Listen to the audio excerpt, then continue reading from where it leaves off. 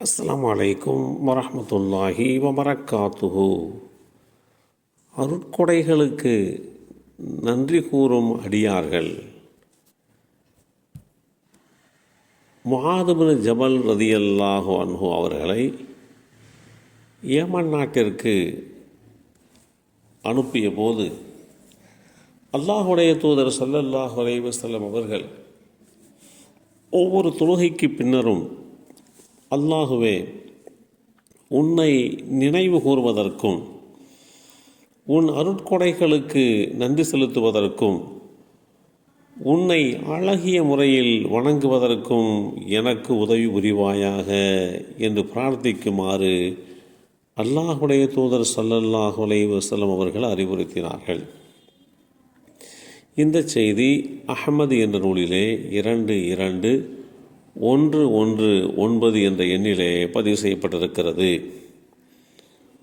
ஒருவரை ஒரு நாட்டிற்கு, ஒரு பகுதிக்கு கவர்னராக அனுப்பி வைக்கின்ற போது அல்லாஹுடைய தூதர் ஸல்லல்லாஹு அலைஹி வஸல்லம் அவர்கள் இப்படி அறிவுறுத்திய செய்திகளைத்தான் நாம் பார்க்கிறோம். அல்லாஹுவால் செய்யப்பட்ட அருட்கொடைகளுக்கு நன்றி செலுத்துகின்ற போது அந்த அருட்கொடைகள் நீடித்து நிலைத்து நிற்கிறது. அல்லாஹுவால் வழங்கப்பெற்ற அருட்கொடைகளுக்கு நன்றி செய்ய மறுத்த போது அது நம்மை விட்டு நீங்கி விடுகிறது.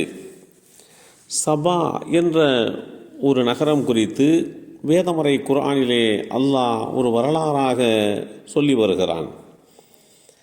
சபா என்னும் ஊர்வாசிகளுக்கு அவர்கள் வசித்த இடத்தில் திட்டமாக ஓர் அத்தாட்சி இருக்கின்றது.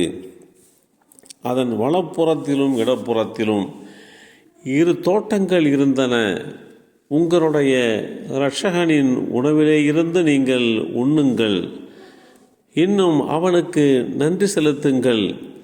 இந்த ஊர் பரிசுத்தமான ஊராகும், இன்னும் அல்லாஹ்வே மன்னிப்பவனாகவும் இருக்கிறான் என்று இந்த வரலாற்றை சொல்லி வருகின்ற போது அந்த ஊர் மக்கள் நன்றி செலுத்தாமல் புறக்கணித்தனர். ஆகவே அவர்கள் மீது அணையின் பெரு வெள்ளத்தை அனுப்பினோம். சுவை மிகுந்த கனிகளுக்கிடையே 2 தோட்டங்களுக்கு பதிலாக கசப்பும் புளிப்பும் கொண்ட மரங்களாகவும் சில இலந்தை மரங்களாகவும் உடைய 2 தோட்டங்களாக நாம் மாற்றிவிட்டோம். இது அவர்கள் நன்றி மறந்ததன் காரணமாக அவர்களுக்கு நாம் தண்டனையாக கொடுத்தோம் என்பது போன்று அல்லாஹ் இந்த வரலாற்றை சொல்லி வருகின்ற இந்த செய்தி அல் குர்ஆன் அத்தியாயம் 34 வசனம் 15, 16 மற்றும் 17 தெளிவுபடுத்தப்பட்டிருக்கிறது. தனக்கு நன்றி செலுத்தாத மக்கள் வாழ்ந்த ஊரை, தூய்மையான ஊரை, நல்ல சுவைமிக்க கனிவர்க்கங்களை தருகின்ற ஒரு ஊரை, சுவையான தண்ணீரை, சுவையான காற்றோட்டத்தை தருகின்ற ஊரை அந்த மக்கள் நன்றி செலுத்தவில்லை என்பதற்காக வேண்டியே நாம் அழித்து விட்டோம் என்று அல்லாஹ் குறிப்பிட்ட செய்திகளைத்தான் வேதமறை வரிகளாக நாம் இதுவரைக்கும் பார்த்து வந்தோம்.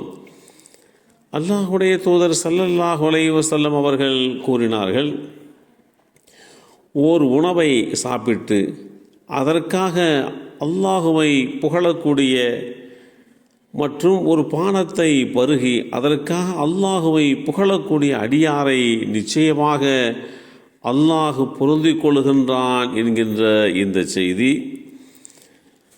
அப்துல்லாஹ் இப்னு உமர் ரலியல்லாஹு அன்ஹுமா அவர்கள் மூலமாக அறிவிக்கப்பட்டு